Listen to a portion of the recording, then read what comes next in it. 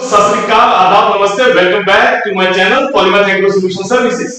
जैसा कि मेरा आपसे वादा था कि मैं आपको मशरूम फार्म डिजाइन की एक डिटेल दूंगा, मैं उसी पे बरकरार हूं, उसी पे ही अगली वीडियो आज आपके सामने लेके आ रहा हूं। वो है बंकर डिजाइन।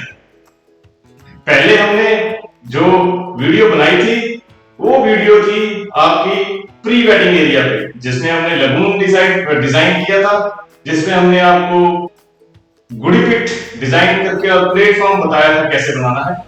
तो आज जो आपके साथ मैं वीडियो डिस्कस करने जा रहा हूं वो है बंकर डिजाइन।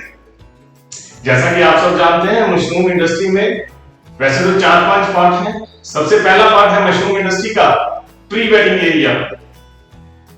अगर मैं इससे भी पहले जाऊं, प्री वेडिंग एरिया से भी पहले, तो सबसे पहले प्री वेडिंग एरिया से पहले आता है आपका स्टोरेज सोल्यूशन देना बहुत जरूरी है, क्योंकि बहुत सारे मशरूम फार्म प्लांट तो सेट कर लेते हैं बट स्टोरेज प्रॉब्लम से जूझते रहते हैं। तो सबसे पहले हमें बनानी है स्टोरेज, एक स्टोर हाउस, चाहे वो वीट स्टॉक के लिए है, चाहे वो चिकन मैन्योर के लिए है, चाहे वो आपका कोई भी रॉ मटेरियल है, उसकी स्टोरेज के लिए आपको स्टोरेज बनानी है। सेकंड है आपका प्री वेडिंग एरिया, गुडी पिट और लगून। ये तीनों मैं एक वीडियो में डिस्कस कर चुका हूं, जिसका मैं लिंक आपको नीचे दे दूंगा। अब मैं आपके साथ जो नेक्स्ट पार्ट डिस्कस करने जा रहा हूं वो है बंकर। जी हां, बंकर। बंकर बेसिकली क्या है? बंकर ये इंडोर फैसिलिटी की बात कर रहा हूं मैं, जहां पे हम इंडोर कल्टीवेशन कर रहे हैं मशरूम की।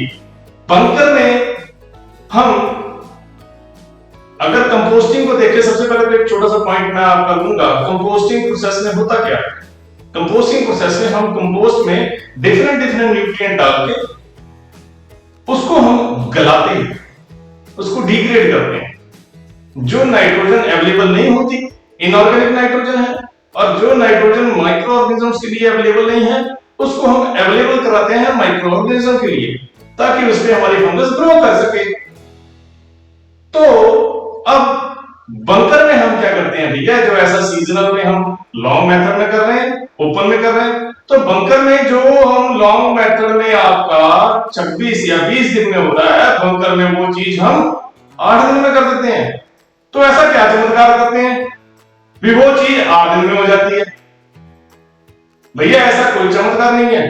चमत्कार इसमें यह है कि हम बंकर में कंपोस्ट को डाल के उसमें ऑक्सीजन, एयर प्रोवाइड करते हैं, और वो एयर क्या करती है? माइक्रो ऑर्गेनिज्म को ग्रो कराती है। और वो जब माइक्रो ऑर्गेनिज्म को ग्रो कराती है तो माइक्रो ऑर्गेनिज्म की पॉपुलेशन बढ़ती है, क्योंकि हम उनको ऑक्सीजन दे रहे हैं, उनको न्यूट्रिएंट दे रहे हैं। अब ये सब माइक्रो ऑर्गेनिज्म क्या करते हैं? जो हम नाइट्रोजन सोर्स अलग अलग डाले, चिकन मैन्योर डाल दिया हमने, यूरिया डाल दिया हमने, अमोनियम नाइट्रेट डाल दिया हमने, कैल्शियम नाइट्रेट डाल दिया, जो भी आपका कंपोजिशन है, जब आप उसे डाल देते हो तो वो सब माइक्रो ऑर्गेनिज्म उसे खा के उसे प्रोटीन में बाउंड करते हैं। वो प्रोटीन हमारी फंगस खाती है और मशरूम पैदा करती है। अब जो काम आपका सीजन में हो रहा है, यहां पे हम उसी काम को ऑफ सीजन में, बंकर में करते हैं। तो आइए देखते हैं बंकर है क्या। रिक्वायरमेंट सबसे पहले मैं आपसे डिस्कस करूंगा। तो जो सबसे पहली रिक्वायरमेंट है वो है आपका बिल्डिंग मटेरियल।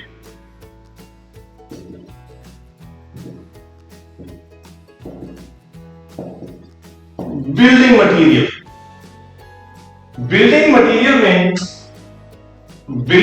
मटेरियल में आपका ब्रिक्स आ गई, ईंटें। दूसरा आपका आ गया रेता बजरी, सैंड या मोरन या गिट्टी। तीसरा आ गया आपका सीमेंट। चौथा आपका आ गया आयरन बार, लोहे की छड़ें। तो ये आपकी 4 बेसिक रिक्वायरमेंट है। ईंटें, रेता बजरी सीमेंट और आयरन बार। ये बेसिक रिक्वायरमेंट है। दूसरा आपकी रिक्वायरमेंट है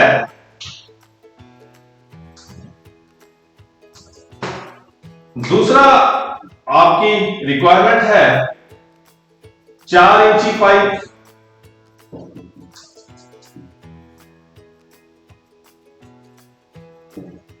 6 इंची पाइप,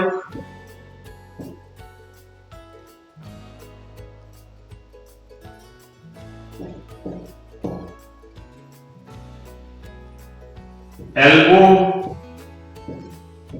बेंड 4 इंची, एल्बो बेंड हो गया आपका 4 इंची, रिड्यूसर 4 इंची का रिड्यूसर, एंड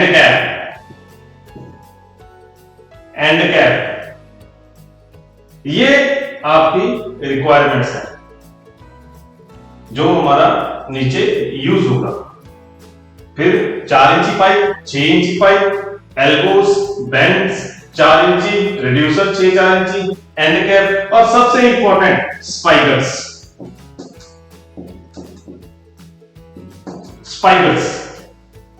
ये सेकंड बेसिक रिक्वायरमेंट है। अब जो लास्ट बेसिक रिक्वायरमेंट है आपकी, वो है ब्लोअर। 2 HP का, 3 HP का, डिपेंड करता है आपकी कंपोस्ट की कैपेसिटी पे। 2 HP का, 3 HP का ब्लोअर। तो दोस्तों ये थी basic requirement for bunker. Basic requirement के बाद हम अब आते हैं बंकर डिजाइन। बंकर का साइज क्या होना चाहिए? मोस्टली बंकर का साइज हम देखते हैं कंपोस्ट के बेस पे।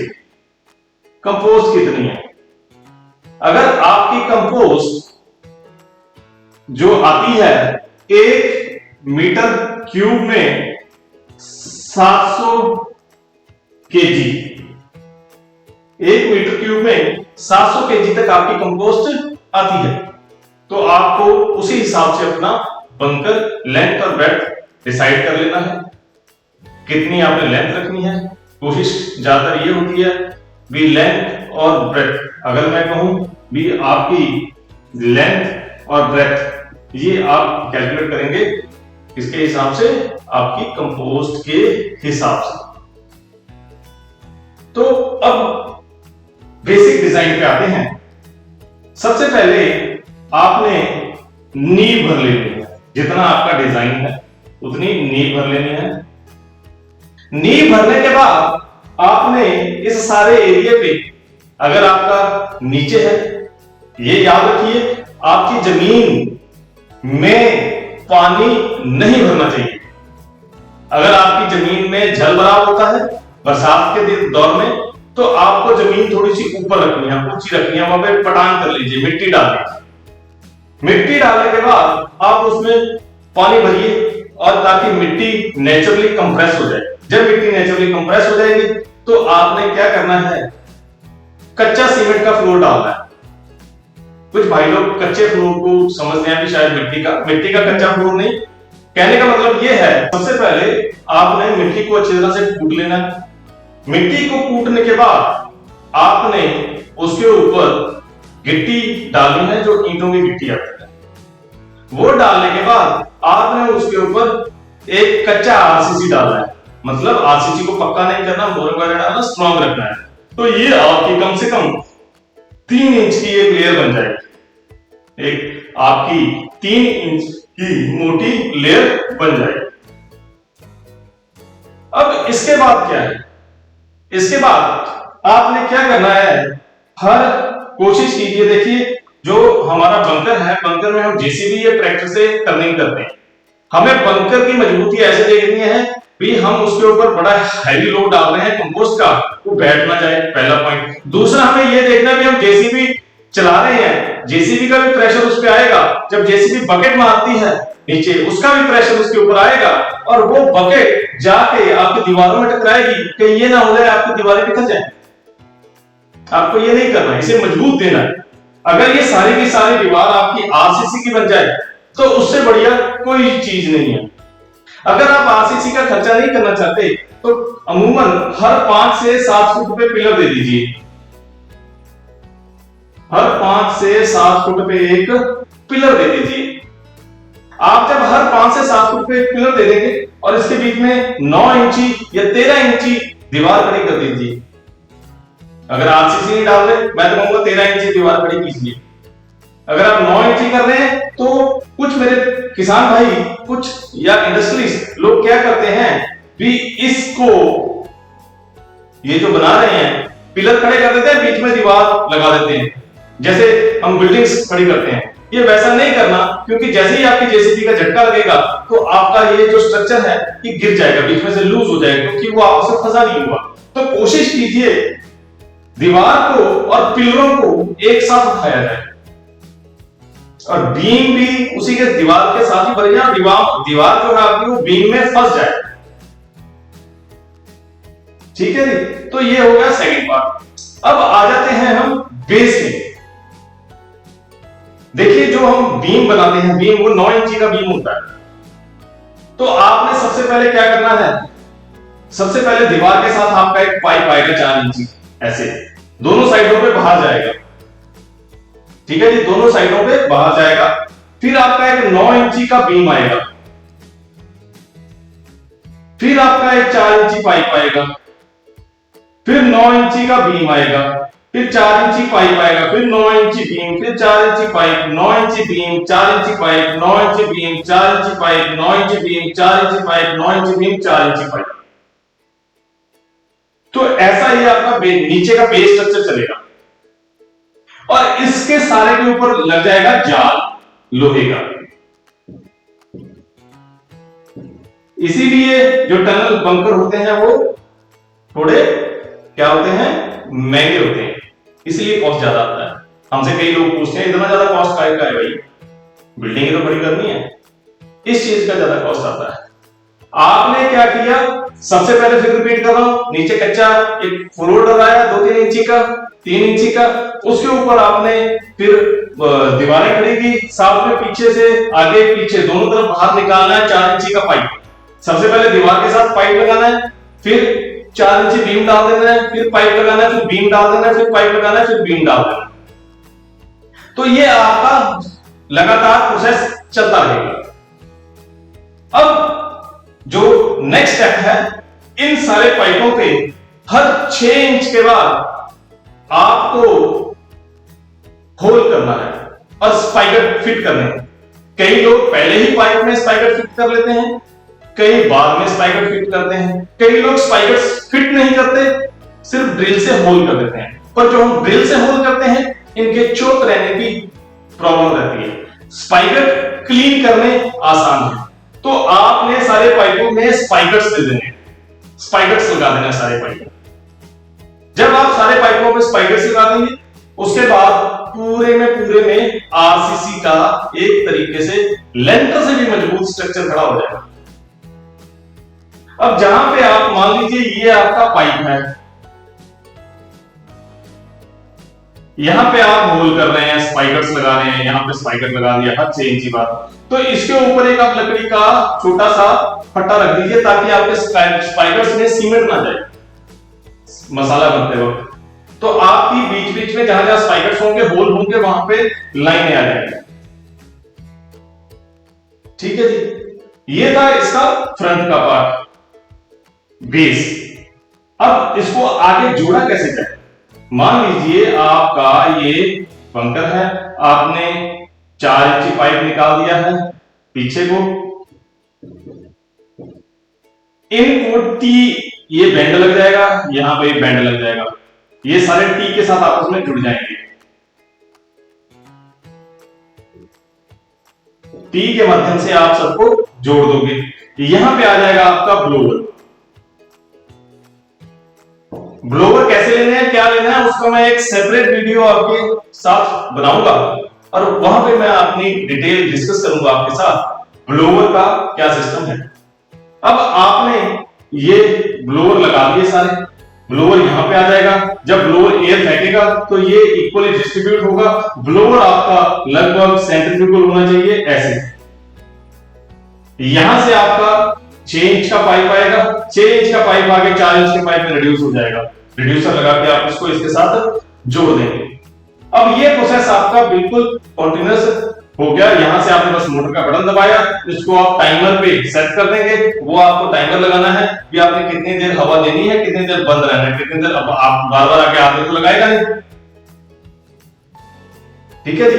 दूसरा, आपने एक टेम्परेचर प्रोब इसके साथ लगा देना है। अगर आप ज्यादा साइंटिफिक चाहते हैं तो 2 टेम्परेचर, एक आगे एक पीछे, यानी कि यहां से छोटे छोड़ के यहां पे छोड़ के यहां पे 2 टेम्परेचर प्रोब लगा के मीटर के साथ उसे अटैच कर दीजिए। आपको रीडिंग आती रहेगी, उसे नोट करते रहिए। तो ये था आपका बंकर का डिजाइन। अब इसके आगे भी पाइप मैंने निकाला था, उस पाइप का क्या करें भाई। उस पाइप में 2 सिस्टम आते हैं। जो हम आगे पाइप छोड़ देते हैं, उसको पाइपों को हम ऐसे ही पाइप लगा के एक जगह जिसके ऊपर सीमेंट आरसीसी डाल देते हैं ताकि ये पाइप हो जाए, और यहां से हम उसका एक एग्जिट रख देते हैं, निकासी रख देते हैं पानी की, और एक तरफ से निकलता है तो ये सारा क्लोज होता है। इसे हम क्लोज सिस्टम बोलते हैं। ओपन सिस्टम में क्या है, आपके ये जो पाइप हैं ये खुले रहते हैं। इनके ऊपर जब ये प्रोसेस चल रहा होता है हम एंड कैप लगा देते हैं इनके, ताकि हवा का प्रेशर अंदर बना रहे, हवा बाहर ना आए, लीक ना हो। और सामने एक हम 12 इंच की, मिनिमम से मिनिमम 12 इंच की, मैक्सिमम आपकी है इच्छा, आपकी जेसीबी चल जाए, हम आगे एक नाली बना देते हैं। उस नाली से पानी हम आगे गुडी पिट में या लगून में ले जाते हैं, और इस पानी यहां पे हम एक लोहे का जाल बिछा देते हैं ताकि आपकी जेसीबी उसके ऊपर चल जाए। वो लोहे का जाल इस प्रेशर से होता है कि ताकि आपकी जेसीबी उस जाल को तोड़ ना दे, वो जाल पे चलती रहे जेसीबी। तो ये आपका कंपोस्ट का क्या है, बंकर डिजाइन। तो दोस्तों उम्मीद है आपको बंकर डिजाइन समझ आ गया होगा। कोशिश की है मैंने आपको ज्यादा से ज्यादा समझाने की। कोई भी आपकी अगर बंकर रिलेटेड दिक्कत है, कोई क्वेरी है, आप मुझे किसी भी वक्त कॉल कर सकते हैं। हम आपके लिए, आपकी सेवाओं के लिए हर वक्त हाजिर हैं।